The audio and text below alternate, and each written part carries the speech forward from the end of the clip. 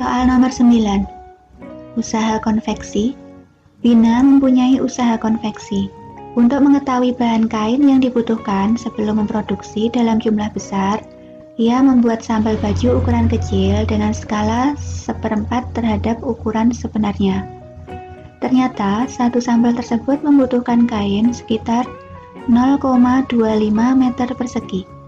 Berapa luas kain yang dibutuhkan jika ia mendapat pesanan untuk memproduksi baju tersebut sebanyak 1000 baju?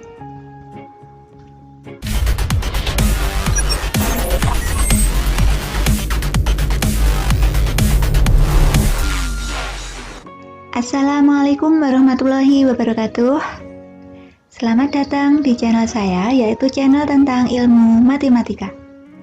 Dan pada video kali ini, saya akan membahas materi tentang kesebangunan bangun datar, khususnya pembahasan buku siswa matematika kelas 9. Ayo kita berlatih 4.3.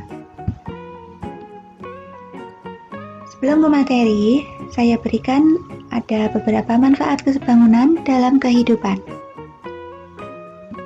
Yang pertama, kita dapat mengukur suatu benda yang tinggi dengan mudah tanpa mengukur secara langsung. Misalnya, gedung yang tinggi, menara, pohon, tiang listrik, tiang bendera, tiang jembatan, dan sebagainya. Manfaat yang kedua yaitu kita dapat menentukan lebar sungai tanpa harus menyeberanginya. Untuk manfaat-manfaat yang lain, silakan dicari sendiri.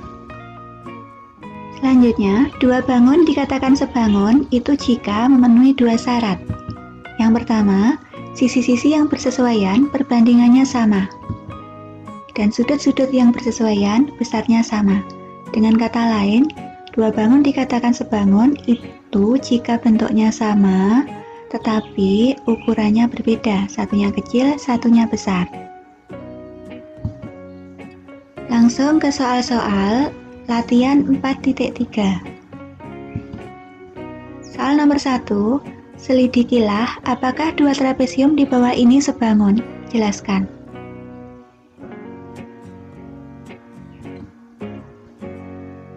Di sini ada dua trapesium. Ini kalau misalnya saya balik, ini di atas berarti pendek, trapesium sama kaki, terus yang ini panjang, berarti sama pendek, trapesium sama kaki, yang bawah sisi yang panjang. Jadi di sini PH itu bersesuaian dengan DC. RS yang bawah bersesuaian dengan AB. PS bersesuaian dengan DA. Dan HR bersesuaian dengan CB. Terus untuk sudut P sama dengan sudut D. Sudut H sama dengan sudut C. Sudut S sama dengan sudut A. Dan sudut R sama dengan sudut B.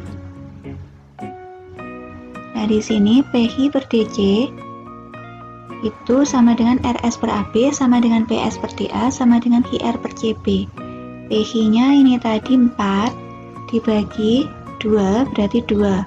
RS tadi 16, AB-nya 8. 16 dibagi 8 juga 2. Jadi, perbandingannya sama. Dan sudut-sudutnya juga sama.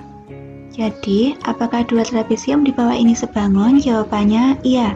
Karena sisi-sisi yang bersesuaian perbandingannya sama, dan sudut-sudut yang bersesuaian besarnya sama.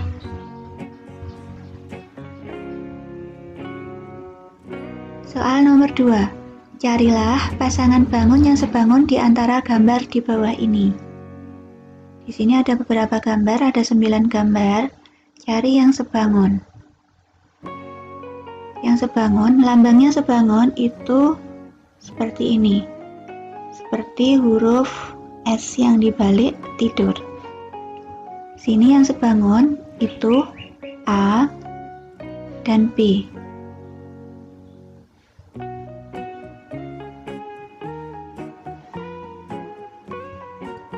Terus ada lagi C dan G persegi. Perbandingannya 3:2. Selanjutnya E banding F. E dibanding E sebangun dengan F. Ini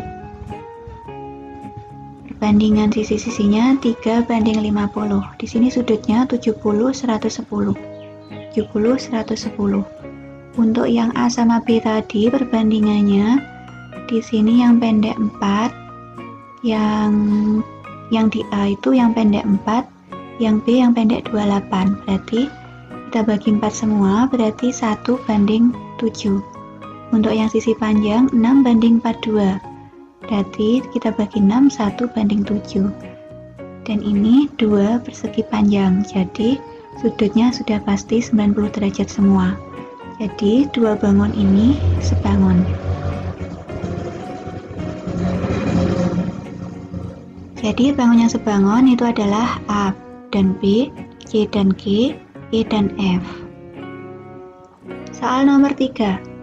Perhatikan dua bangun yang sebangun pada gambar di bawah ini. Jadi ini diketahui dua bangun ini sebangun. Hitunglah panjang sisi AE, ED, dan HR. Untuk mencari AE berarti bersesuaian dengan PT. Jadi AE per PT sama dengan, ini kita cari dari sisi-sisi di bawah, sisi-sisi pada gambar ini, kita cari yang semuanya ada ukurannya, yang bersesuaian yang ada ukurannya. Berarti di sini AB sama PH semuanya ada ukuran. Kalau misalnya saya ngambil BC, tapi di sini HR tidak ada ukuran. Jadi yang saya pakai AB dan PH. Jadi AB per PH. Jadi perbandingannya AE per PT bangun pertama dibanding bangun kedua sama dengan AB per PH. Bangun pertama banding bangun kedua. Tidak boleh dibalik. Tadi yang pertama, bangun pertama banding bangun kedua. Nanti untuk yang kedua jadi bangun kedua banding bangun pertama. Itu tidak boleh. Jadi harus pertama yang di pembilang, bangun yang kedua di penyebut, atau bangun pertama di penyebut, bangun kedua di pembilang, sama saja, tapi harus sama. Kalau bangun pertama jadi pembilang, berarti pembilang semua. Untuk bangun yang kedua jadi penyebut, berarti penyebut semua.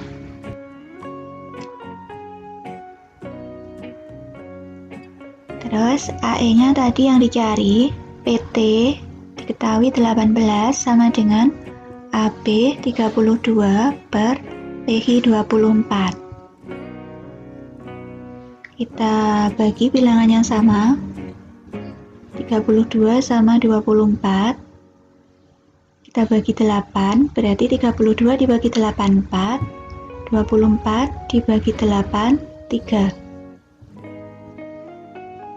Jadinya kita kali silang, 3AE sama dengan 18 kali 4, 72. 3 kali berapa? 72, jadi AE sama dengan 24. Untuk mencari ED berarti ini, berarti ED bersesuaian dengan TS sama kita pakai AB per PH. Berarti ED per TS-nya diketahui 21 sama dengan AB-nya 32 per PH-nya 24. Sama, kita bagi bilangan yang sama. Kita bagi 8, berarti 32 dibagi 8, 4. 24 dibagi 8, 3. Kita kali silang, berarti 3ED sama dengan 21 kali 4, 84. Berarti AE sama dengan 3 kali berapa? 84. Berarti AE-nya sama dengan 28. Untuk mencari HR berarti perbandingannya sama BC. Berarti BC per HR sama dengan AB per PH. BC diketahui 48 per HR sama dengan AB tadi 32 per PH-nya 24. Kita bagi bilangannya sama, kita bagi 8. 32 bagi 8, 4. 24 dibagi 8, 3. Kita kali silang berarti 4 dikali HR, 4 HR sama dengan 48 kali 3, 144. Berarti HR sama dengan 144 dibagi 4, 36. Jadi HR sama dengan 36.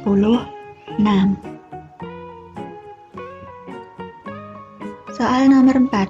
Dua bangun di bawah ini sebangun. Hitunglah A. Panjang EF, HG, AD, dan DC. Yang B. Nilai X, Y, dan Z. Untuk mencari EF, berarti EF ini bersesuaian dengan AB. Ini kita putar 90 derajat. Jadi EF per AB sama dengan FG per BC. Kita masukkan EF per AB-nya tadi diketahui 20 sama dengan FG 28 per BC-nya 35. Kita bagi bilangan yang sama. Kita bagi 7. 28 dibagi 7, 4. 35 bagi 7, 5. Kita bagi bilangan yang sama, yang bawah sama bawah boleh. Kita bagi 5 semua, berarti ini habis 1. 20 dibagi 5, 4. Selanjutnya berarti EF sama dengan 4 kali 4, 16. Jadi EF sama dengan 16.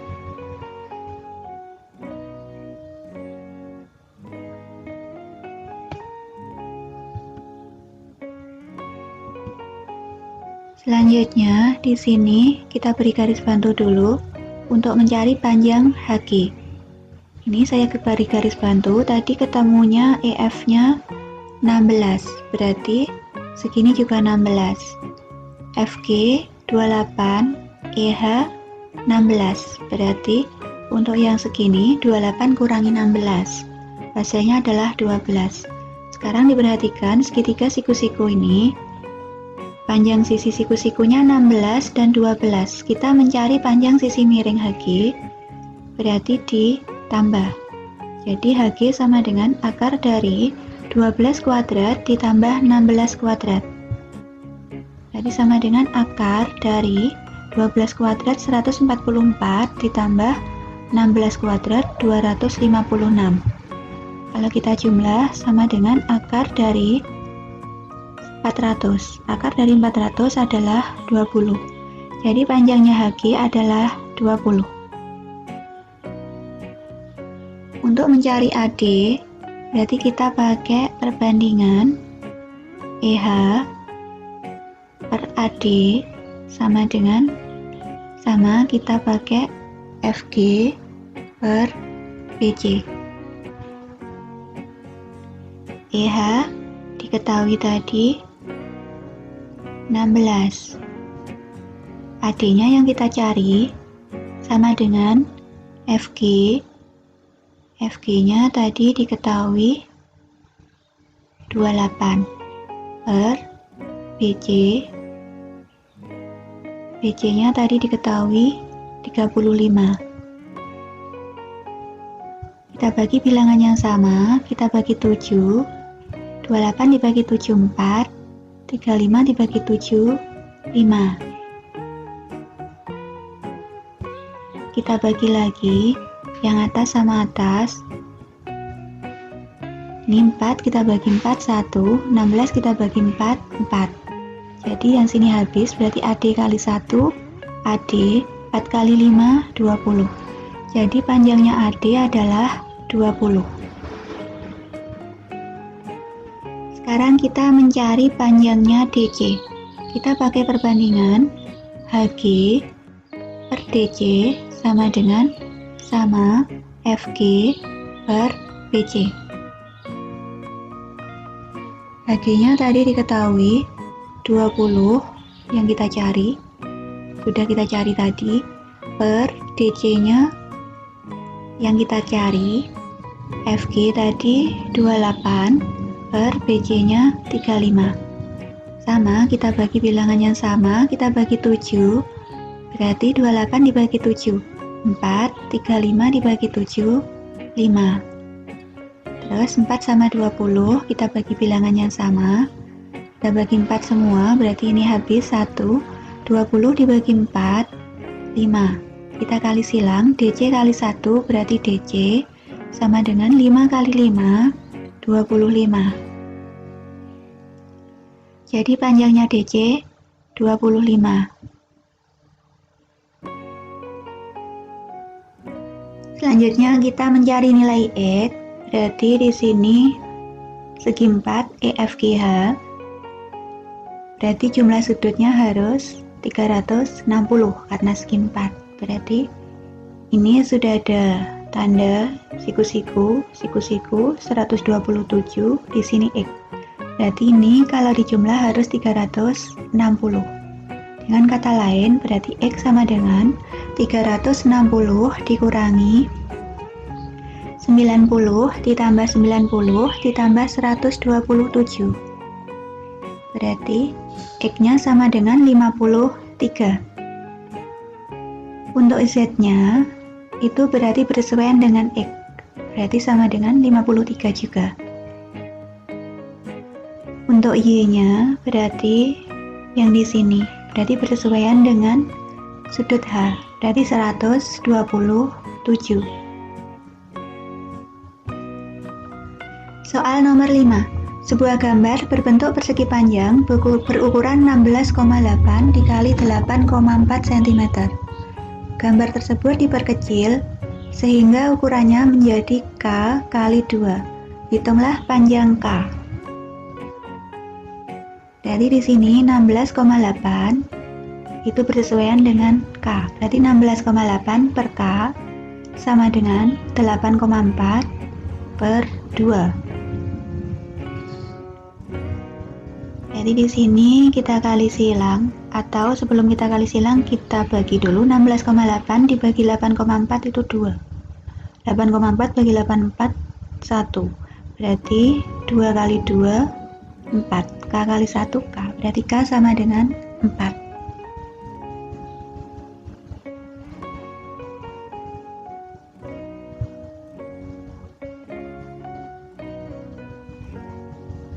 Soal nomor 6.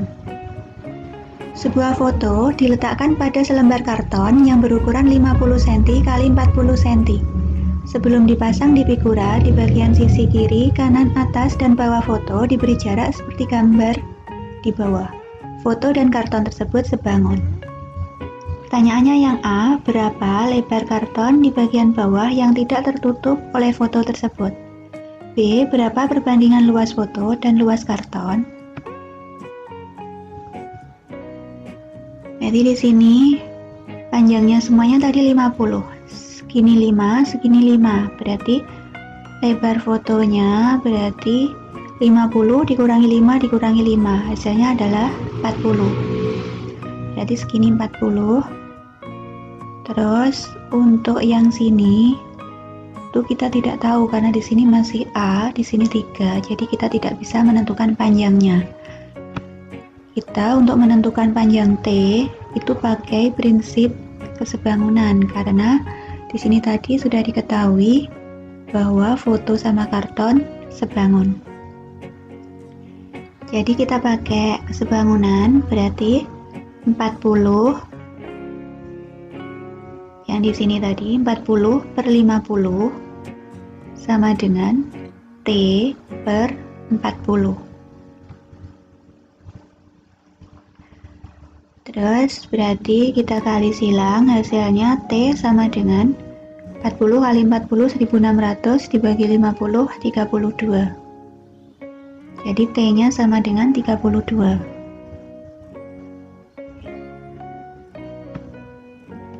Sekarang kita mencari A, berarti sama dengan tadi total segini 40. Di sini 3, di sini 32. Berarti A nya berapa? Jadi A sama dengan 40 dikurangi 3 tambah 32. Berarti A sama dengan 40 kurangi 35, hasilnya 5. Jadi lebar karton di bagian bawah yang tidak tertutup oleh foto adalah 5 cm. Untuk yang B, perbandingan luas foto dan luas karton. Luas foto berarti persegi panjang, luasnya panjang kali lebar. Luas fotonya berarti 40 dikali, tadi T-nya ketemu 32, per luas kartonnya 50 dikali 40. Ini 40-nya saya coret, berarti tinggal 32 per 50 disederhanakan, kita bagi 2, 16 per 50 dibagi 2, 25. Jadi, perbandingan luas foto dibanding luas karton itu sama dengan 16 per 25.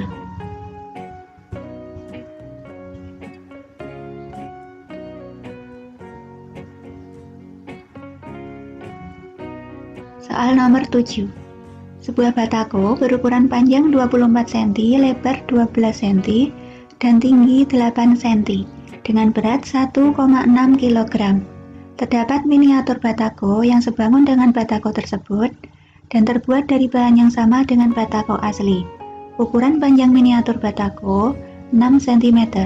Hitunglah A. Lebar dan tinggi miniatur batako. B. Perbandingan volume batako asli dan batako miniatur. C. Berat miniatur batako dalam gram. Sekarang yang A, tadi lebar dan tinggi miniatur batako. Sekarang lebar dulu. Berarti lebar miniatur per, tadi lebar aslinya 12 sama dengan, tadi diketahui panjang miniatur 6 per panjang sebenarnya 24. Berarti 6 per 24. Jadi yang atas miniatur, yang bawah sebenarnya. Jadi L-nya sama dengan, di sini 12 sama 24, berarti 2. 6 bagi 2, 3. Jadi L-nya sama dengan 3. Untuk tinggi berarti T per, tingginya tadi 8, sama dengan miniatur 6 per 24. Sama, berarti ini kita bagi bilangnya sama, berarti 4. Berarti 4T sama dengan 8. Jadi T-nya sama dengan 2. Selanjutnya, yang B, perbandingan volume batako asli dan batako miniatur. Yang asli tadi panjang lebar tingginya 24, 12, 8. Miniaturnya panjangnya tadi 6, lebar 3, tinggi 2. Jadi kita bagi bilangan yang sama, kita bagi 6 yang ini, jadinya 4. Ini kita bagi 4, kita bagi 3, sorry, berarti yang sini 4 juga. Ini kita bagi 4, jadi 4 kali 4 kali 4. Hasilnya 64 per 1. Saya ulang lagi, 24 dibagi 6, 4, 12 bagi 3, 4, 8 bagi 2, 4. Jadi 4 kali 4 kali 4, 64. Jadi perbandingannya 64 per 1. Untuk yang C, berat miniatur batako dalam gram. Tadi beratnya 1,6 yang asli, berarti 1,6 kg itu sama dengan 1600 gram. Per X sama dengan, tadi perbandingannya 64 banding 1. Karena berat itu sebanding dengan volume, jadi kita kali silang, jadi 64X sama dengan 1600, berarti X sama dengan 25 gram.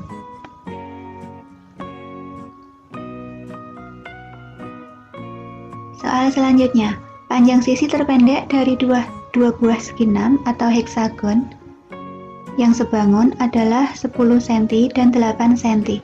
Jika luas segi 6 yang besar adalah 200 cm persegi, berapa luas segi 6 yang kecil? Luas heksagon besar per luas heksagon kecil sama dengan panjang sisi yang besar dikuadratkan per panjang sisi yang kecil dikuadrat. Luas itu sebanding dengan sisi kuadrat. Kita masukkan saja tadi luas heksagon yang besar 200 per yang kecil yang kita cari, kita misalkan X, sama dengan sisi yang besar tadi 10, berarti 10 kuadrat per Sisi yang heksagon kecil 8, berarti per 8 kuadrat. Jadi 200 per X sama dengan 10 kuadrat 100 per 8 kuadrat 64. Jadinya ini kita bagi bilangan yang sama, kita bagi 100, ini 2, ini 1. Jadi X kali 1 X. Ini tadi 2 kali 64, 128. Jadi luas segi 6 yang kecil 128 cm persegi.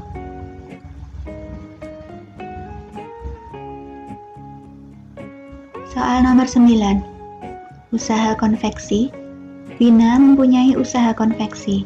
Untuk mengetahui bahan kain yang dibutuhkan sebelum memproduksi dalam jumlah besar, ia membuat sampel baju ukuran kecil dengan skala 1/4 terhadap ukuran sebenarnya. Ternyata, satu sampel tersebut membutuhkan kain sekitar 0,25 meter persegi. Berapa luas kain yang dibutuhkan jika ia mendapat pesanan untuk memproduksi baju tersebut sebanyak 1000 baju?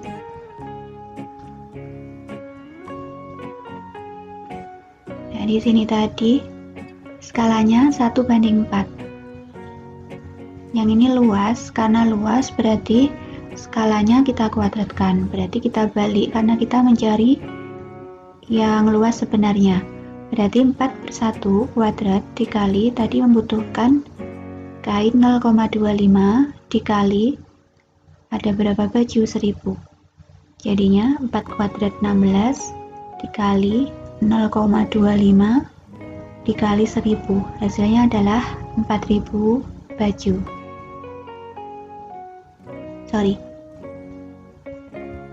Bukan 4000 baju, tapi 4000 meter persegi, karena yang ditanyakan luas kain. Soal selanjutnya. Botol air mineral. Ada dua macam kemasan air mineral, yaitu botol ukuran sedang dan besar. Kedua kemasan tersebut sebangun. Botol sedang tingginya 15 cm dan botol besar tingginya 25 cm. Volume botol besar adalah 1250 ml. Berapa volume botol kecil? Untuk volume yang besar per volume kecil berarti sama dengan tadi tinggi. Volume itu sebanding dengan tinggi dipangkatkan 3. Berarti T besar per T kecil. Di sini ada sedang, sedangnya kita coret saja. Kita ganti dengan kecil saja karena di sini yang ditanyakan kecil. Besar sama kecil. Sedangnya kita coret, kita ganti kecil. Jadi kita pakai perbandingan volume besar per volume kecil sama dengan T besar per T kecil dipangkatkan 3. Volume besarnya tadi diketahui 1250 ml per X yang kita cari yang volume kecil sama dengan tingginya yang besar tadi 25 per tingginya yang kecil 15 pangkat 3. Jadi 1250 per X sama dengan ini kita bagi bilangan yang sama, kita bagi 5, berarti 5 per 3, pangkat 3. 1250 per X sama dengan 5 pangkat 3, 125, 3 pangkat 3, 27. Jadi X-nya sama dengan kita kali silang, 1250 kali 27 dibagi 125. Hasilnya adalah 270 ml. Soal nomor 11. Denah rumah, perhatikan gambar denah rumah di bawah ini. Denah di atas menggunakan skala 1/200. Hitunglah A. Ukuran dan luas garasi sebenarnya. B. Ukuran dan luas kamar mandi sebenarnya. C. Luas taman depan sebenarnya. D. Luas rumah sebenarnya, tanah dan bangunan. Untuk yang A, ukuran garasi, berarti di sini ukurannya tadi 3 kali 200 cm berarti 60.000. Jadikan meter berarti 6 meter dikali 3, ini tadi kan skalanya 1/200 dikali 3,00 di sini berarti 200 kali 3 berarti 600 cm berarti sama dengan 6 meter. Terus untuk lebarnya 4,5 dikali 200 berarti 900 jadikan meter berarti 9 meter. Jadi luasnya 6 kali 9 54. Untuk ukuran luas kamar mandinya berarti 4 kali 3 12. Untuk luas taman depannya itu berarti 81. Luas tanah dan bangunan 26 kali 16 416. Soal nomor 12. Miniatur kereta api. Sebuah miniatur salah satu gerbong kereta api dibuat dengan material yang sama dengan kereta api sebenarnya. Panjang miniatur kereta api tersebut adalah 40 cm. Panjang sebenarnya adalah 10 meter. Dan berat miniatur adalah 4 kg. Berapa berat kereta api sebenarnya? Jadi di sini kita pakai perbandingan berat miniatur per berat sebenarnya sama dengan panjang miniatur per panjang sebenarnya dipangkatkan 3. Tadi berat miniaturnya diketahui 4 kg per berat sebenarnya yang ditanyakan, kita misalkan X sama dengan panjang miniatur tadi diketahui 40 cm per panjang sebenarnya 10 meter. Kita jadikan cm berarti 1000 cm dipangkatkan 3. Berarti 4 per X sama dengan, di sini nolnya saya coret jadi tinggal 4 per 100. Berarti 4 pangkat 3 itu 64 per 100 pangkat 3 berarti nih 1 juta. Kita kali silang berarti hasilnya X-nya sama dengan 62.500 kg. Kita jadikan ton saja, jadinya kita bagi 1000 berarti 62,5 ton. Nah, itu tadi penjelasan saya mengenai materi kesebangunan bangun datar, khususnya pembahasan buku siswa matematika kelas 9, ayo kita berlatih 4.3. Terima kasih sudah menonton video saya dari awal hingga akhir, semoga ilmunya bermanfaat, dan terima kasih, saya akhiri, wassalamualaikum warahmatullahi wabarakatuh.